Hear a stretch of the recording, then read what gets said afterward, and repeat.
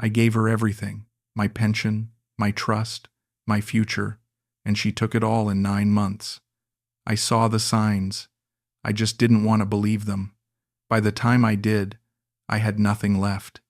This is how I lost $180,000 to a woman I thought loved me. I was sitting alone at this beachside bar in Cebu, nursing my third San Miguel, watching the sun melt into the ocean. February in Michigan is brutal.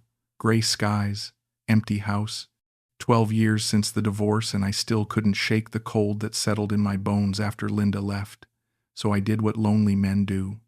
I bought a plane ticket to somewhere warm and hoped the change of scenery might thaw something inside me. 2 weeks in the Philippines, and I'd barely talked to anyone except bartenders and taxi drivers. I was fine with that, or at least I told myself I was. That's when I saw her.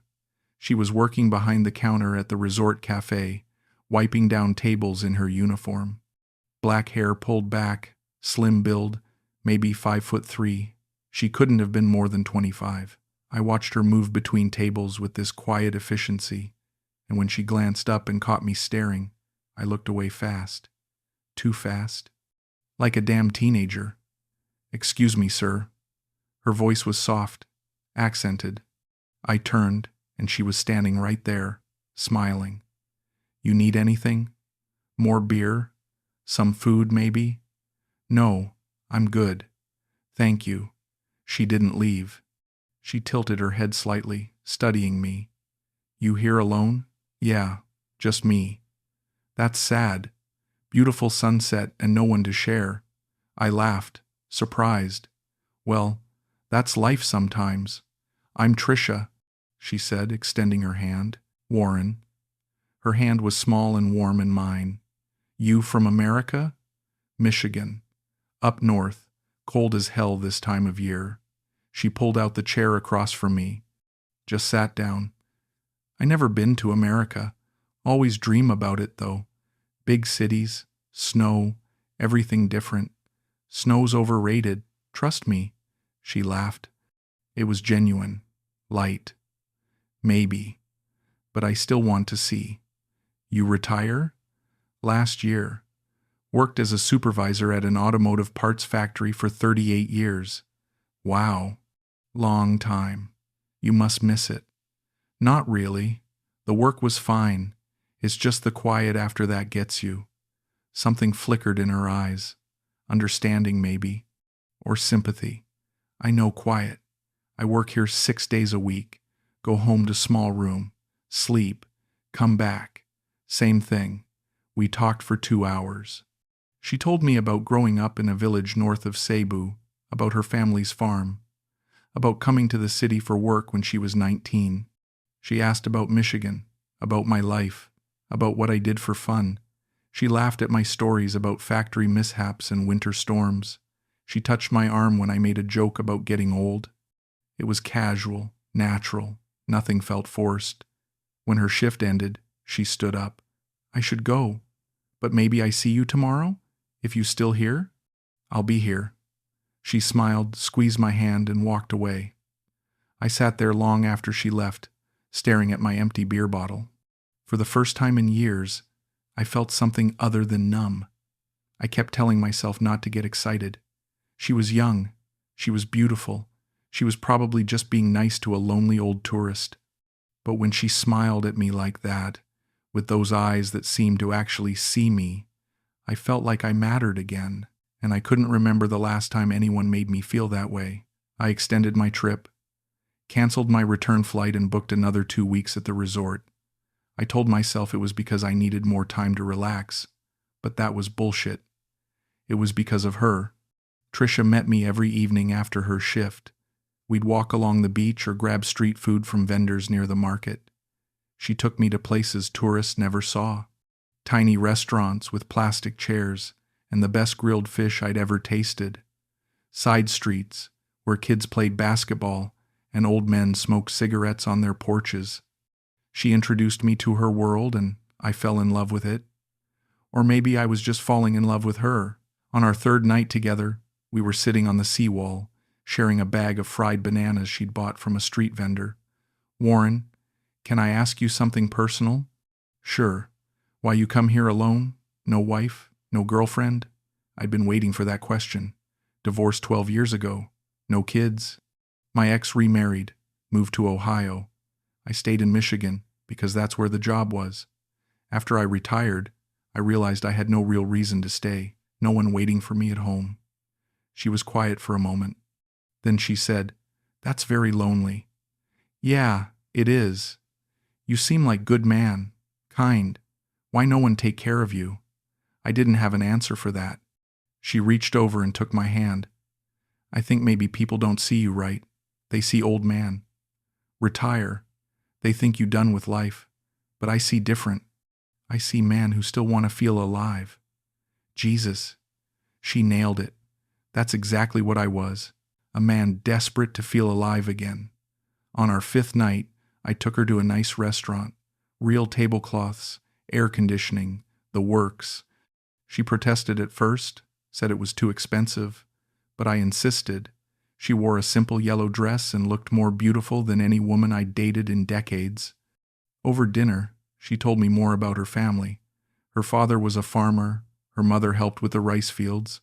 Her younger sister Liza was trying to get through college. Liza very smart, Trisha said, her face lighting up. She want to be teacher, but school expensive. My parents, they work hard but money always tight. I send money home every month, whatever I can. That's good of you, she shrugged. They my family, what else I do? After dinner, we walked along the beach. The moon was full and the water was calm. I stopped, turned to her. "Trisha, I need to ask you something." "Okay. I'm leaving in a week, going back to Michigan. But I don't want this to end. I'd like to keep seeing you. I know it's complicated. The distance, the age difference, all of it. But I've felt more alive these past few days than I have in years. And I think maybe you feel something too." Her eyes got wet. She nodded. "Yes, I feel it. I don't care about age, Warren. I care you, good man. You treat me with respect. You make me laugh. When I with you, I feel special. So you'll keep seeing me? We'll figure out the distance?" "Yes." She kissed me then, soft and sweet. "Yes, I will." Walking back to my room that night, I felt like I'd won the lottery. I kept waiting for the catch, for the moment she'd ask for money or reveal some ulterior motive. But there wasn't one. She just liked me. For me. A 65-year-old retired factory worker with a dad bod and gray hair. It felt too good to be true. But I let myself believe it anyway. 3 weeks after I got back to Michigan, Trisha called me on video chat. It was morning her time, late evening mine. She looked nervous. "Warren, I want to ask you something. It's okay if you say no." "What is it?" "My father," he asked, "if you want to visit our village, meet my family. He say, anyone important to me should meet family. It's our way." My heart jumped. Meeting the family. That was serious. I'd be honored. "Really? You sure?" "Absolutely." "When? Maybe next month? You can come back to Philippines?" I booked my flight that night. 1 month felt like forever. We video chatted every day. She'd show me around her little room, introduce me to her co-workers through the screen, tell me about her day. I told her about Michigan, about the snow that wouldn't quit, about my empty house that felt even emptier now that I knew what I was missing. The loneliness was worse after meeting her because now I knew what connection felt like again. When I landed in Cebu, she was waiting outside arrivals with the biggest smile. She jumped into my arms and I held her tight, breathing in her shampoo and perfume. God, I'd missed her. The next day, we took a bus 3 hours north to her village. The roads got rougher, the buildings got smaller, the poverty became more visible, chickens in yards, tin roofs, laundry strung between houses. Her home was a small concrete structure with a corrugated metal roof. Her father, Mang Edgardo, met us at the door, weathered face, calloused hands, warm smile. "Warren, welcome, welcome." He shook my hand hard. "Trisha, tell me many things about you. Come inside." Her mother had cooked enough food for 10 people. Grilled fish, rice, vegetables, some kind of sour soup. They insisted I sit at the head of the table. Trisha's younger sister Liza was there too, quiet but polite. 19 years old, studying education at a nearby college. The whole family treated me like royalty. They asked about America, about my work, about Michigan winters. Mang Edgardo was particularly interested in my pension. "You retire young," he said, nodding approvingly. "Must have good pension. American companies take care of workers." I did okay. Saved up over the years. During dinner, Mang Edgardo mentioned, almost casually, that his medical bills were piling up. Diabetes medication, doctor visits. Philippine healthcare not like America, he said, shaking his head. Very expensive for us. Trisha immediately changed the subject, looking embarrassed. After dinner, I pulled Trisha aside. "Your father's medical bills. How bad is it? Warren, please. Don't worry about it. We manage. How much does he need?" She hesitated. "Maybe $2,000. But Warren, I not tell you that to ask for money. I never want to be that kind of girl. I know, but I want to help. You've given me so much these past few months. Let me do this." Her eyes filled with tears. "You sure?" I pulled out my wallet, counted out $2,000 in cash. I'd brought extra just in case. When I handed it to Mang Edgardo, he almost cried. "Warren, this too much. I cannot accept. Please, it's my honor. You raised an incredible daughter. Let me help." He gripped my hand with both of his. "You are blessing. You are family now." Trisha hugged me so tight I could barely breathe. That night, lying in the small guest room they'd prepared for me, I felt something I hadn't felt in years. Purpose. I wasn't just some retired guy killing time until I died. I was someone who could make a difference. Someone who mattered. I didn't care about the money. I just wanted to see her smile like that again. Like I was her hero. And for a moment, I actually believed I was. Back in Michigan, I couldn't stop thinking about Trisha. We video chatted twice a day. Morning her time, night mine, then night her time, morning mine. My entire schedule revolved around those calls. She'd prop her phone up while she got ready for work, and I'd watch her brush her hair and put on her uniform. It felt intimate, real. She'd ask about my day and actually listen. She'd tell me about difficult customers at the cafe, and I'd make her laugh with advice from my decades of dealing with factory workers. We fit together. Even across 10,000 miles and a 13-hour time difference, we fit. 2 months after I got back, I couldn't take it anymore. I called her late one night. "Trisha, I've been thinking, what if you came here, to Michigan, to live with me?" Silence on the other end. Then, "Warren, you serious?"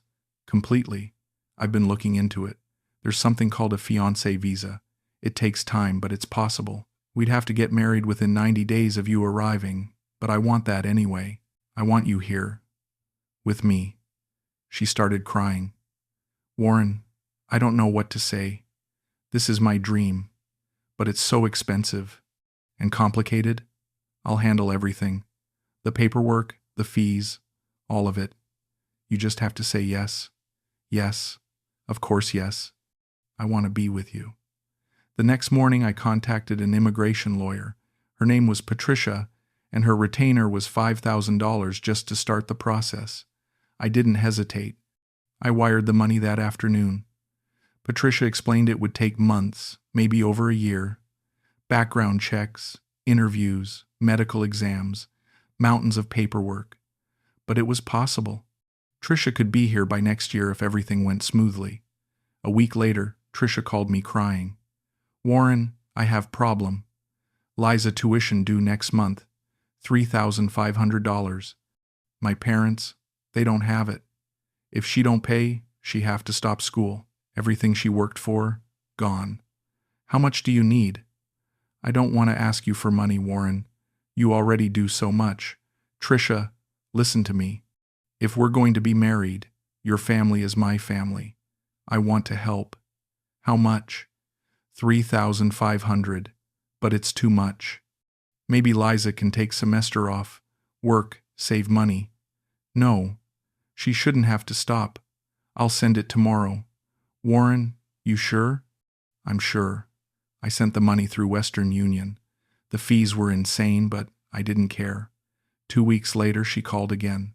The roof of her family's house was leaking. Rainy season was coming and they needed repairs fast. $4,000. I sent it. Then her mother needed dental work. $1,800. I sent that too. Every time, Trisha cried and said she felt guilty. Every time, I told her not to worry. This was what partners did. They took care of each other. The money was just sitting in my pension account anyway. What was I going to do with it? I had no kids to leave it to. No real expenses besides my mortgage and bills. If I could use it to help the woman I loved and her family, wasn't that better than letting it collect dust? Part of me wondered if I was being used. The rational voice in the back of my head whispered warnings. But then Trisha would video call me at 2 a.m., her time just to say she couldn't sleep because she missed me so much. Or she'd send me a photo of herself wearing the necklace I'd bought her, saying she never took it off. Or she'd cry and say she couldn't wait to be my wife, to wake up next to me every morning, to build a life together in Michigan. And I believed her, because I wanted to, because I needed to, because without her, I was just a lonely old man waiting to die in an empty house. 7 months in, I'd sent approximately $85,000 total, visa fees, family emergencies, Liza's tuition, medical bills, a small loan for Mang Edgardo to expand his farm. Every expense felt justified at the time, but when I looked at my pension statement, I felt sick.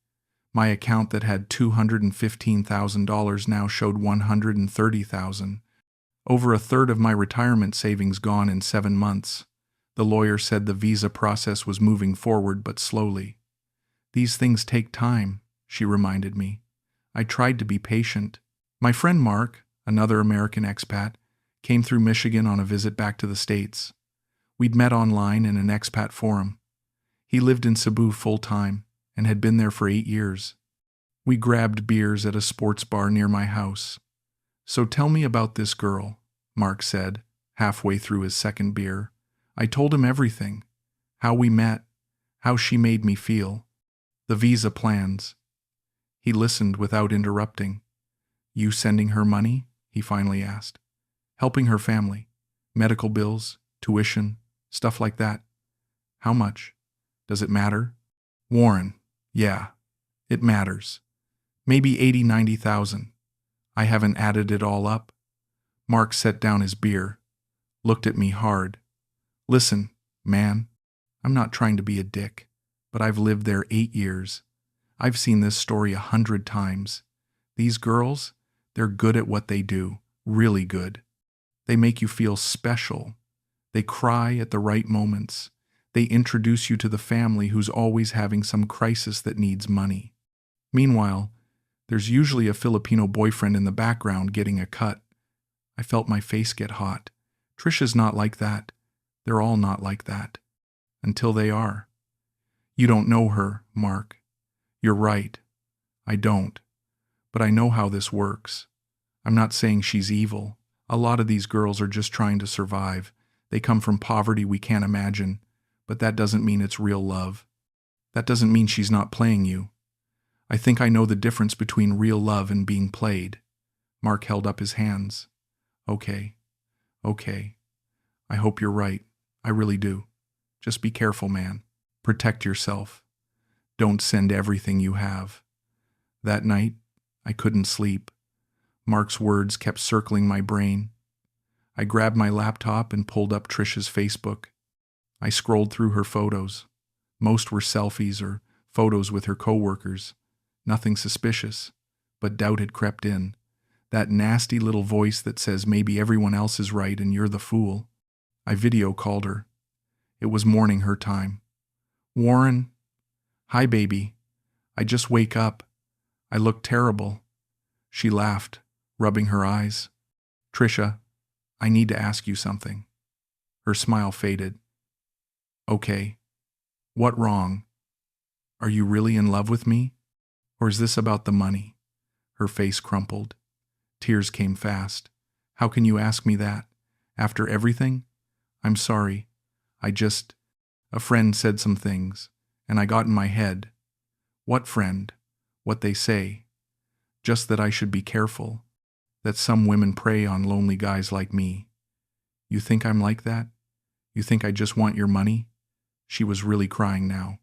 Ugly crying. Warren, I give you my heart. I wait for you. I dream about our life together every day. And you think I'm lying? You think I'm fake? No, baby, I don't. I'm sorry. I shouldn't have said anything. Do you know how that hurt me? I never ask you for money. Never. You always offer. You want to help my family and I grateful. But I would love you, even if you have no money. I would work 2 jobs here to save money to come to you. You don't believe me? I do. I do believe you. I'm sorry. I'm an idiot. I love you, Warren. I love you so much. Please don't say these things. I won't. I'm sorry. I love you too. After we hung up, I felt like the biggest asshole on earth. She was right. She'd never demanded anything. I'd offered. I'd insisted. I'd wanted to be her hero, and now I was accusing her of manipulation. Mark didn't know her. He didn't see how she looked at me, how she cried when we talked about our future. I wanted to believe her more than I wanted to protect myself. And so I did. 9 months in, $123,000 sent. I'd been tracking every transaction now. Visa fees to the lawyer, emergency medical procedures, Liza's second semester tuition, the Sari store Trisha wanted to help her mother start. The store never happened. Too complicated, Trisha explained. Permits took too long. They returned some of the money, but most of it went to other expenses. There was always another expense. My pension account was down to $92,000. I'd started dipping into my regular savings. I still had my monthly pension check coming in, but that barely covered my mortgage and bills. For the first time, I felt actual panic. Not doubt. Panic. I was running out of money and Trisha was still in the Philippines. The lawyer said the visa process hit a delay. Some issue with Trisha's background check. It would be resolved, but it might take another 6 months. Maybe longer. Trisha's video calls became less frequent. She was busy, she said. The cafe was short-staffed. She was working doubles. We went from twice a day to once a day, then every other day. When we did talk, she seemed distracted, tired. I tried to be understanding. She was working hard, saving money for our future. But something felt off. That voice in my head, the one I'd silenced for months, started getting louder. Then I saw the photo. I was scrolling Facebook late one night, half drunk, looking at Trisha's profile for the 1,000th time. Someone had tagged her in a photo from a party. She was wearing a dress I'd never seen, a necklace I didn't recognize, and she was laughing, leaning against a young Filipino guy. He had his arm around her waist. They looked comfortable together, too comfortable. I stared at that photo for an hour. My hands were shaking. I enlarged it, zoomed in on their faces, on his hand on her waist, on her smile. That smile I thought was just for me. The guy looked about 25, built, handsome, everything I wasn't. I checked the comments. Someone called him Carlo. Another comment, "You two are so cute together." I grabbed my phone and called her. She didn't answer. I called again. Nothing. I sent a message. "Who's Carlo?" 3 hours passed. Finally, she replied, "He's my cousin." "Why?" "Your cousin has his arm around you like that? Filipino families are close, Warren. Not like America. This normal. The necklace you're wearing. I didn't buy you that. My friend give me for my birthday. Why you act like this? You jealous now? You checking my Facebook? This is crazy. I just want to understand." "Understand what?" "I'm here working, waiting for visa, trying to make money, and you accuse me of things. I'm tired, Warren. I'm so tired." She hung up.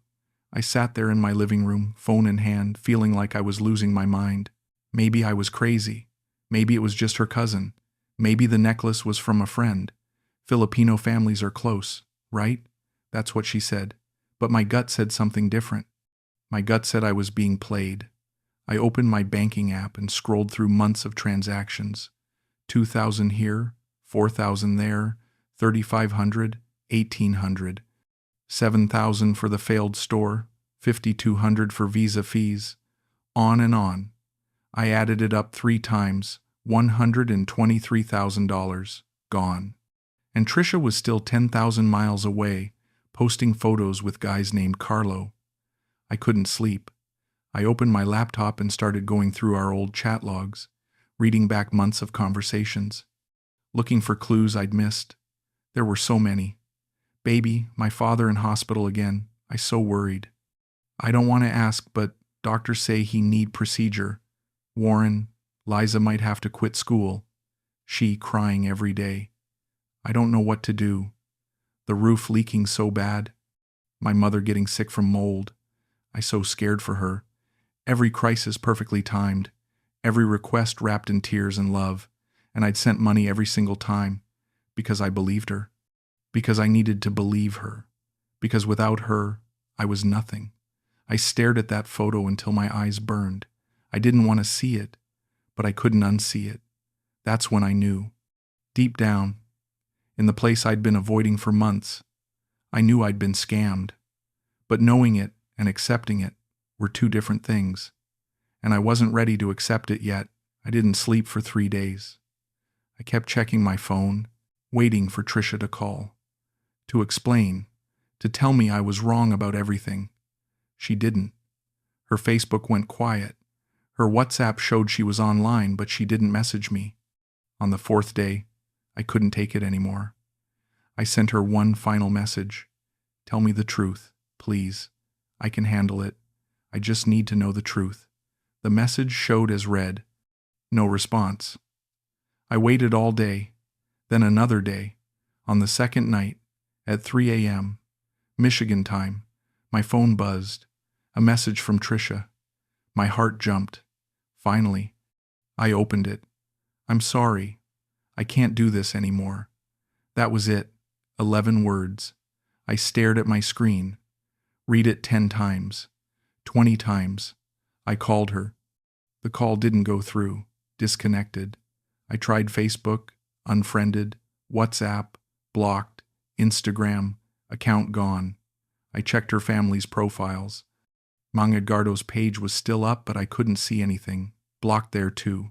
Liza's account had been deleted. It was like they never existed. Like the past 9 months had been a hallucination. I sat on my couch, phone in hand, and felt something break inside me. Not my heart. Something deeper. My sense of reality, maybe. My trust in my own judgment. I'd given this woman $123,000. Almost 70% of my pension. I'd spent 9 months planning a future that was never real. I'd introduced her to my family over video chat. I'd bought a ring. I'd told everyone I was engaged, and she ended it with 11 words and a block button. I pulled out my laptop and went through every document. Bank statements, receipts, lawyers' invoices, text screenshots. I had evidence of every dollar I'd sent. I could report this, file a police report, contact the FBI. They handled international fraud cases. But what would I report? That I willingly sent money to my girlfriend? That I paid for her family's expenses because I wanted to help? There was no legal recourse. I hadn't been robbed. I'd been seduced and manipulated. And I'd let it happen. I'd ignored every red flag, every warning, every rational voice, because I was lonely, because I wanted to be loved, because I needed to believe that a beautiful 24-year-old woman could fall in love with a 65-year-old factory worker from Michigan. The next morning, my neighbor Norma knocked on my door. She was a Filipina woman in her 50s who'd been living in Michigan for 30 years. Her husband died 2 years ago, and we'd become friendly. She'd wave when I got my mail. I'd help her shovel her driveway in winter. She took one look at my face and didn't ask permission. She just walked in carrying a container of food. "Warren, you look terrible. When's the last time you ate?" "I don't know. Yesterday, maybe." She set the food on my counter. Sit, I heat this up. I sat. She moved around my kitchen like she owned it. 2 minutes later, she put a plate of chicken adobo and rice in front of me. Eat. I'm not hungry. Eat anyway. I picked up my fork. She sat down across from me. You want to talk about it? Not really. The girl in Philippines? I looked up. How'd you know? Warren, I hear you on video chat. Walls are thin. Plus you've been walking around like lovesick puppy for 9 months. Now you look like someone died. So I assume she break your heart. I set down my fork. She took everything, all my money, and she's gone. Norma nodded slowly. She asked for money? For family emergencies? Yeah. Medical bills? School tuition? Business investment? All of it. How much you send? $123,000. She didn't look surprised. She just sighed, reached across the table and took my hand. Warren, I'm sorry, but you're not the first, and you won't be the last. I feel like an idiot. You're not an idiot. You're lonely. They're good at finding lonely men. They know exactly what to say, how to make you feel special, how to make you believe it's real. Was any of it real? Maybe some of it. Maybe she did like you a little. But the money was always the point. For girls like that, Western men are lottery tickets. They just have to be patient enough to cash it in. I pulled my hand back. I should have known better. Yes, you should have. But you wanted to believe. That's not a crime. That's just human. We sat there in silence for a long time. She didn't try to make me feel better. She didn't sugarcoat it. She just sat with me while I processed the truth I'd been avoiding for months. I wanted to hate Trisha. I wanted to be angry, to rage, to fantasize about revenge, but I couldn't. I was too busy hating myself, for being stupid, for being desperate, for believing that love could be that easy. It's been 4 months since Trisha disappeared. I still have $87,000 left in my pension account. I got a part-time job at Home Depot 3 days a week just to keep busy and bring in some extra income. The manager's half my age, but he's a good kid. Doesn't treat me like an old man taking up space. I help in the lumber section mostly, lifting things, cutting wood, talking to contractors and DIYers. It's simple work, honest work. It keeps my mind occupied. I stopped checking Facebook, deleted my account actually, too tempting to search for her, to see if she ever unblocked me, to look for new photos with Carlo or whoever the next guy is. I had to cut that cord completely. Some nights I still think about her, about the way she laughed at my jokes, about her hand in mine on that beach, about the possibility of what we could have been. But I know now it was never a possibility. It was a performance, and I was the audience. I reconnected with my daughter Sarah. She lives in Indiana with her husband and 2 kids. I hadn't seen her in 3 years, too busy feeling sorry for myself after Linda left. When I called her and told her what happened, she didn't say I told you so. She just said, Dad, I'm sorry. That's awful. When can you visit? I drove down last month, spent a week with the grandkids. My grandson is 7 and obsessed with dinosaurs. My granddaughter is 4 and thinks I'm the funniest person alive. Being around them reminded me that connection doesn't have to come with a price tag. Sometimes it's just there, waiting for you to show up and claim it. I joined a senior center in town. They have activities every day, cards, bingo, a walking club, book discussions. It's not exciting, but it's something. There's a woman named Beverly who keeps trying to set me up with her sister. I keep politely declining. I'm not ready. Maybe I won't ever be ready. The trust is gone. The willingness to be vulnerable like that again. Maybe that's okay. Maybe I don't need romantic love to have a full life. Maybe I just need to stop running from the silence and learn to live with it. I think about Trisha sometimes and wonder if she ever thinks about me. Probably not. I was just a job, a transaction. She did what she had to do to survive, and I was convenient. I don't even blame her anymore. Not really. She saw an opportunity and took it.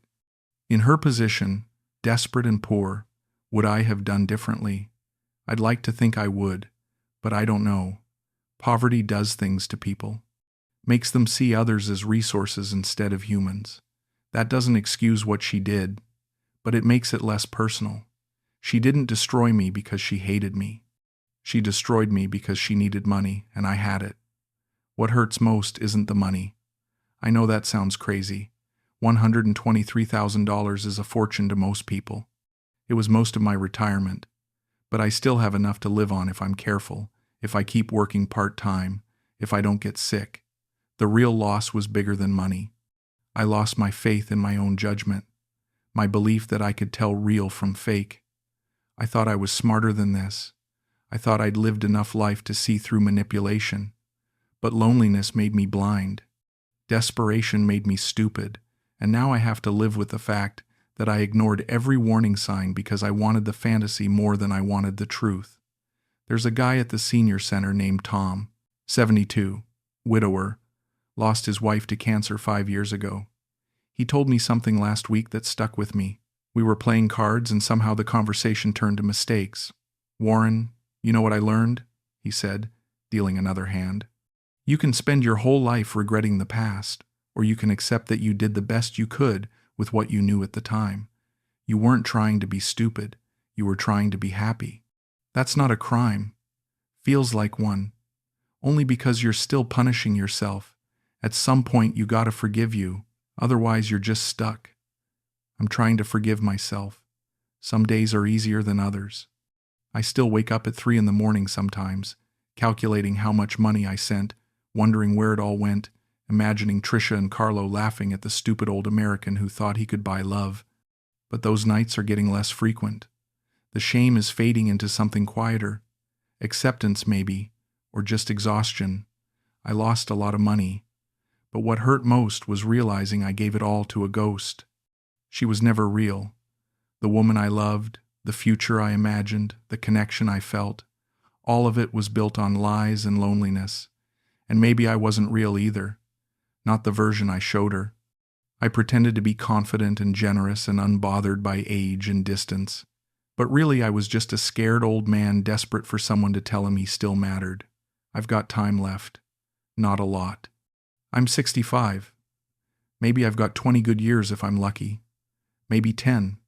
Maybe 5. But whatever time I have, I'm going to spend it differently. Not chasing fantasies. Not trying to prove I'm still young enough to be loved by a beautiful woman. Just living, being present, showing up for my daughter and grandkids, helping customers find the right 2x4, playing cards with Tom, sitting with the silence instead of running from it. The ending of my story isn't happy. I didn't get revenge. I didn't get closure. Trisha didn't suddenly reappear with an apology and all my money. Life isn't a movie. Sometimes the bad guys win. Sometimes the fool stays a fool. But I'm still here, broke and humiliated and wiser than I wanted to be. And I guess that's something. Not the something I hoped for, but it's honest. And after 9 months of living in a beautiful lie, honest is all I've got left.